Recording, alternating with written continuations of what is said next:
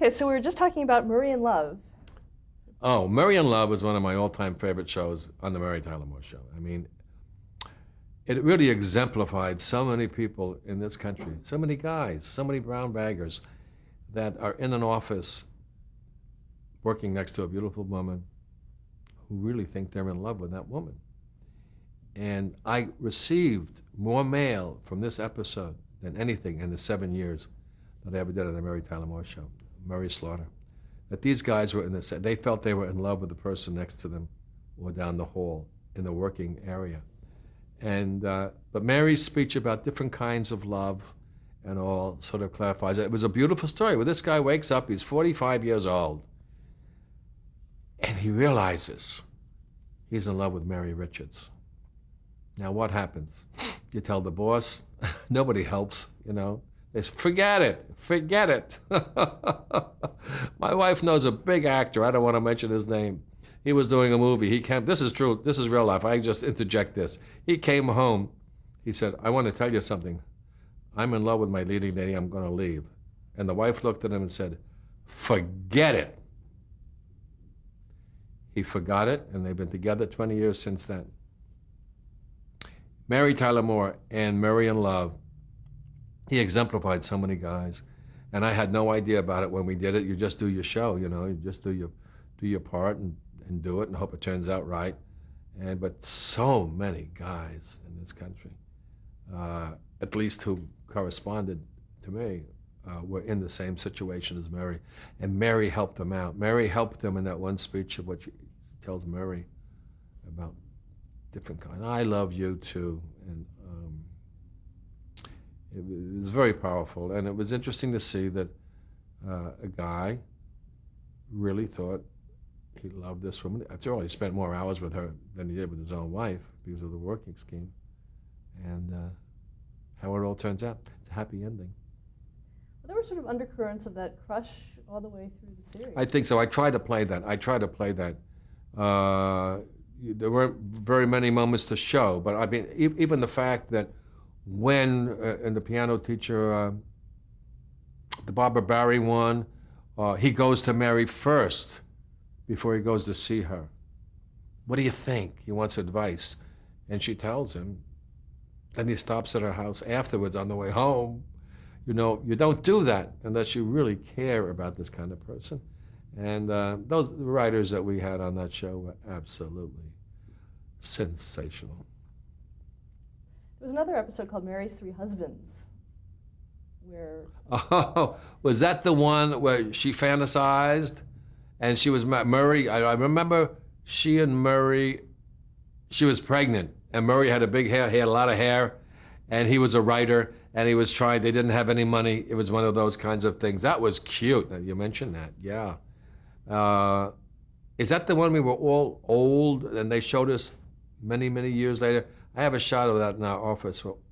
All of us, including Mary, we all had the old makeup on. I looked like Geppetto, but I think that was that the same show? I think that was the one where that's Lou's fantasy, and that they were old and married. Oh, okay. That was part of that. Oh, okay. Okay, let's go through a few other Sure. episodes that you were prominent in. We closed in Minneapolis, about the playwright. That the play I wrote?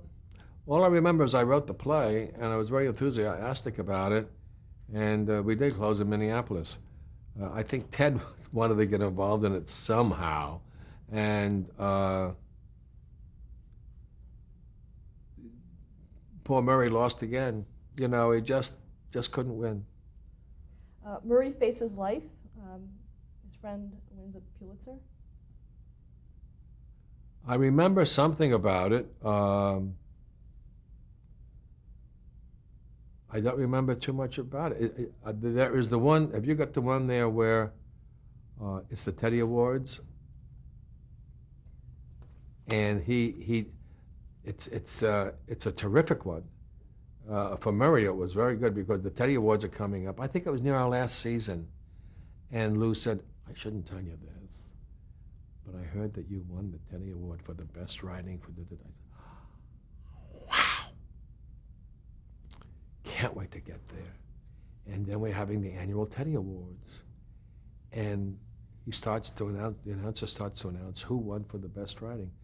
Murray is up walking to the stage, and it's somebody else. So he gets up there, and the guy tells him it's somebody else. So they go back to Mary's apartment, and, Murray's got a long face, and none of he's too happy and all. And they said, Murray, why don't you read us the speech you were going to give? So he gives the speech, and it's a beautiful, beautiful speech about how he's nothing when he's by himself, but, with all these people. And he mentions each one in a beautiful way. And it's very, very poignant and very, very touching. I like that one.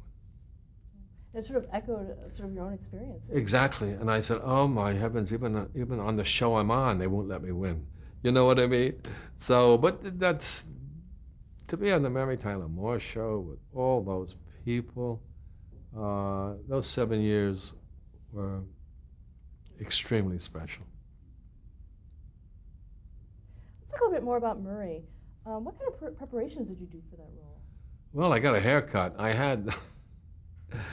My hair was much longer, and because I was rehearsing Carousel, as I told you before, and coming back from Yugoslavia, and I wanted to have my hair kind of short for Murray, and I literally almost fell asleep in the barbershop chair, and the guy left these long sideburns on.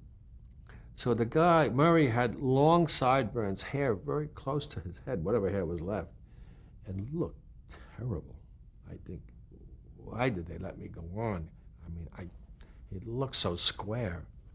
But that's one of the things. How I prepared, I read the script and I put the story together. I knew he had a wife. I knew he had children. I knew his background from Minneapolis. I had him coming from New Jersey. And on his way to the West Coast, he just ran into a friend.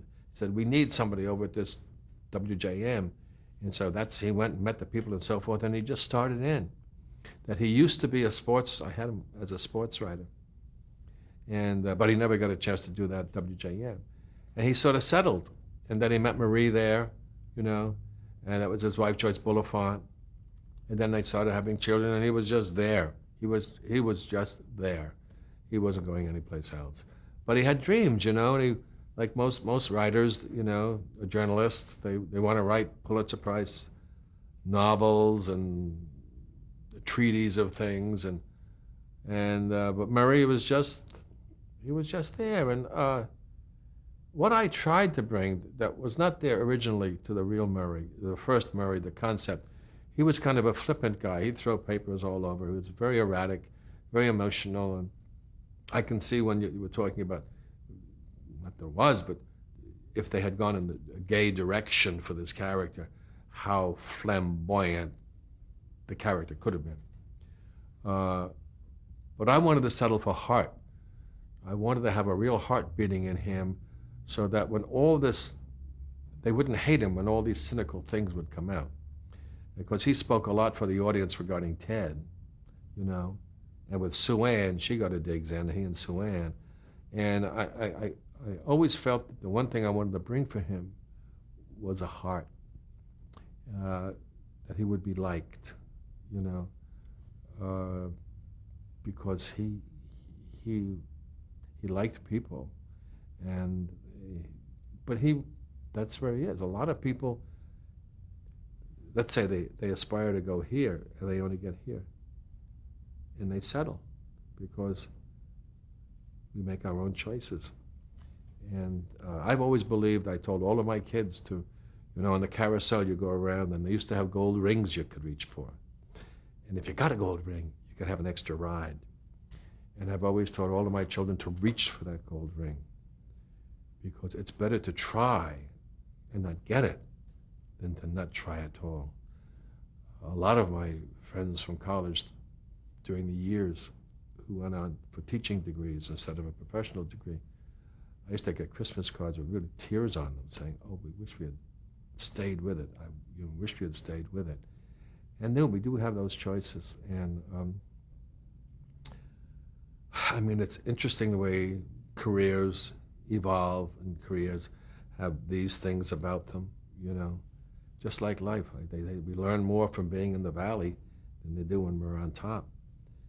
And I think Murray was clever, and he did what he did, and he did it well. But I don't think he was going to go work for the New York Times. I think he is just where he belonged. And truth of the matter is, I really liked that guy a lot. I really liked Murray Slaughter. And I looked up in the Minneapolis, we had the phone books, the real Minneapolis phone books, and there's a real Murray Slaughter there. There's a real Ted Baxter there. There's a real Mary Richards there. There's a real Luke. All those names, but nobody knew about it. One day I was just looking up, said, I wonder what, and they were all there. Did the character of Murray change throughout the series? I think initially he was going to be more expansive, and I think that in most series that I see, also the Love Boat that I did for almost 10 years, many of the characters start picking up the qualities of the actor that's playing. So it becomes more of the actor than of the character. You have a concept. For instance, in the Love Boat, are we going to talk about that later? Okay, I'll talk about that later. What you do, I found that most things eventually you start, say it's 75% the character and 25% the actor. Then as the series, the longer it goes on, many times, not all the time, but many times, the reverse happens. Did you have any input into the storylines? No. I think as we rehearsed, it was great rehearsing there because we rehearsed like a play, it's just like Dick Van Dyke and all. And so we all had a chance to talk about this value, that if I did this on this line and so forth, But never in the concept of the story or the story itself. Everything would come from Murray's point of view. I said, well, maybe if I did this, and maybe he would do this, or those kind of contributions we all made, and that's what made it so special. Everybody listened to everybody, and a lot of directors we had couldn't stand that. They wanted to just direct, to be the sole, symbol of authority. It didn't work that. This was a whole group effort, and that's it. Can you talk a bit about the principal director, Jay Sandrich? I love him. That's Jay Sandrich. I never knew Jay before this show. I knew his brother. His brother wrote a musical called Ben Franklin in Paris. His brother was married to Vanessa Brown. So I knew more about his brother than I knew Jay. And Jay was going to direct this. And I knew he had done that series called He and She. And I watched that series, and there was a wonderful pace about that. So I said, I bet you that pace comes from him as a director. And it does. And he was a wonderful guy, and he's a wonderful director. He would listen to you. He always, and sometimes, like if we were having a problem in a scene, he could just zap it, just like this. He would just come up with something, and it was the answer to what it needed. A great insight, a wonderful insight, very sweet, intelligent man. I remember his father's movies. They would always have his signature, and he brought a lot of stuff to the Mary Tyler Moore Show. Getting the first shows out there, it really takes a special kind of director. And Jay was really involved completely. And he's tough too. If he didn't agree with somebody, he will just tell you, And yeah, but I think the world of him. Let's talk a little bit about your co-stars, starting with Ed Asner as Lou Grant. Oh, well, that teddy bear. He's fabulous. He's a fabulous human being, and he's a fabulous actor. And he was a good old friend. We don't see each other too much now because we're so far away, and my wife, we're on the road half our lives, most of our lives. And he's very, very dear, and he's plodding. He's got this way about him. He thinks and thinks and thinks and thinks. He's so funny, and he was great to be with. He was like an older brother. And what about the Lou Grant relationship with Murray? Well, I think, they had a very honest, good relationship. Murray knew that he was employed by Lou. I mean, so you have a certain kind of respect there. And but they had fun together when they were out. Lou didn't hold anything over him.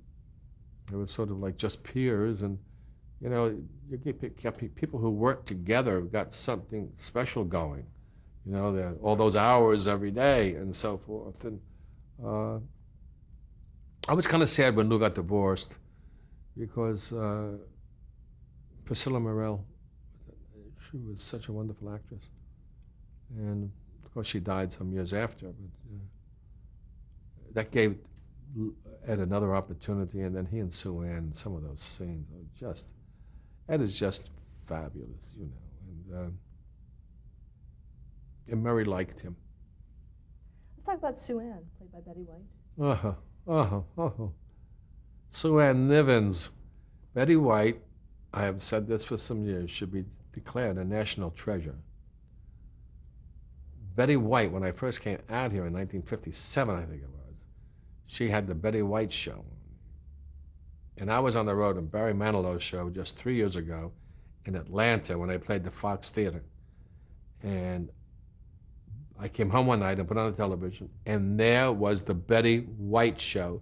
She turns around like this, and she looks almost exactly like she does today. So Betty was like in the beginning out here of all these kinds of television opportunities, and she made the most of them. She's fabulous. I've never seen anyone quite just look at a script, put it down, and then do it. She's just got that mind, the photographic mind, and she forgets something like that. She is one of the wittiest ladies. I think she's one of the most talented people around. And I think she should be declared an American treasure. And but Sue Ann was a pain in the royal butt. Murray, she was a pain to him, but he loved playing with her because she was a challenge. One upsmanship, who was going to get the best kind of line out regarding. I mean, she loved to play with my bald head, and I would deal with other parts of her body and making fun. And Sue Ann was a great. Well, the truth of the matter, when Valerie and Cloris left, that's a major vacancy. Rhoda's not there anymore, and Phyllis popping in. But when Sue Ann showed up, it was a whole new thing. She came in for one show, and the rest is history. And she and Alan used to watch every Friday night. Alan Ludden, her husband, passed away, unfortunately. And they loved the show. And when they gave her that one shot, the rest is history. She just was something else. And she's very creative, very easy to work with. She's just the best. Ted Knight as Ted Baxter? He and I were friends since 1957. And we had been through a lot of things together, because we were the same agent, and then he introduced me to my first business manager. We had our first little houses at $24,000 at the same time. Now they're worth $400,000. And Ted, we're talking about Ted Baxter or Ted Knight? It's Ted Knight and then Ted Knight was one of the best dramatic actors I've ever witnessed in my life. I've seen him do dramatic things that just put you away. In Her at the Wind, he did the Hornbeck character. He was sensational. I saw him in Compulsion. He played the district attorney. He was sensational. He traveled the country in the Lincoln-Douglas debates, two-character piece with the Royal Dano was Lincoln and he was Douglas. He was incredible. He was a great dramatic actor. Once Ted Baxter hit and was so funny, that part of his career was over. He no longer was considered a serious actor. They don't know how tough comedy is, and so he couldn't get any more serious roles. And I think that bothered him a lot. I know that bothered him a lot. He would enter a room and they'd say, "Hey, Ted," and they'd point and laugh and so forth. And they were laughing at Ted Baxter, not Ted Knight, but the same name. Ted, it's the same. And He was one of the greats. He was one of the great guys I've ever known, and we miss him a lot. I tell you, his wife, his widow, lives very close to us, Dorothy. We've been through. We used to go out, when we shot the Mary Tyler Moore show every Friday night, the three guys and our wives would all go out, you know. And Dorothy was right there, and he and Dorothy had been sweethearts since college. And Ted used to work in Albany, New York, and television was in its infancy. And one of the shows he did was the Windy Night. He was a character called Windy Night, a little children's thing. And that's where his puppets came in. You know, the puppets we used and he used in the other series too. That's where they started. And he and my wife used to sit there and laugh and scratch. He was a great guy. I miss him a lot. Finally, Mary Tyler Moore as Mary Richards. Oh, wow. All you have to do is mention Mary Tyler Moore, and the whole world feels better. She like, you know, Mary. It was easy for Murray to have that thing for Murray in all those episodes, because you really do. I mean, you do. You know, she was sensational. I told him one day after our pilot, we went to have Chinese food. Alan Burns, our producer, took everybody out in Century City, and I said, Mary, do you know how good you are? She said, oh, Gabs. She used to call me Gabs. I said, man, you and Lee Grant are my favorite American actors. Oh, I don't yet. But she could do more with a line. She does things that I don't know how. Kevin James, or the King of Kings, he does things. He never had an acting lesson in his life. I said, do you know how blessed you are? I mean, where is this coming from? I've seen guys study 25 years. They can't do what you're just doing, you know. And what Mary does, she's fabulous. She's the best leader I ever had in my life. She was always there before anybody else, and she was dancing at lunchtimes, you know. She was always keeping herself fit. She's witty. She's one of the wittiest women in the world. Obviously, her compassion is enormous for the Juvenile Diabetic Association. She heads up and does all these charity and the animals and things that she's involved in. She's a fabulous person. And to think I had 7 years working with her on, you know, on that show, and to say that I loved you, that was really something. Did she set the tone on that set? Oh, come on. The first person always does. I did as the captain, she did as Mary. And that's where it comes. And she was always early. She was very conscientious. Well, everybody from the theater usually is very conscientious. And she set the tone. And I remember one day she said, you know, one day I want to be able to not even be in a show, that the whole show can be without me. We never did that. I don't think that would work. But she was wonderful, and she was a generous actress, you know. She wanted you to be as good as you can be. And what a gift it was. Did you work much with Grant Tinker? Oh, you see, you're talking about the best people there are. He would come. I didn't see him too often in his office. Once, if I had a problem, I went up and he gave me great advice regarding agents, etc. But he would be down. He had the greatest infectious laugh, and Ted tickled him like you can't. He would sit. He would see the Wednesday night run-throughs, and he would laugh and laugh and laugh. He's another one. After Cary Grant, I think I'd like to look like Grant Tinker. You know, he just exemplifies good breeding and everything you want to be. I miss him too, though he's still alive. I still miss him. And Brooks and Burns? Oh, well, what can you say about those two guys? I mean, they complemented each other as writers, and the material they turned out was so special. Well, Treva Silverman was there too in the beginning. From the woman's point of view, that was a very wise move. I don't know whose idea that was. Maybe it's in the book. But to have Treva there, from the woman's point of view, or from Rhoda's point of view, from whatever, it was inspirational. But those guys are two of the most talented people, two of the most talented writers, the greatest guys. I mean, the set, you couldn't wait to get to work because the set was so much fun to be on. It was nice, and Mary did set it, you know. But in the other office, Grant set it, and Brooks and Burns. And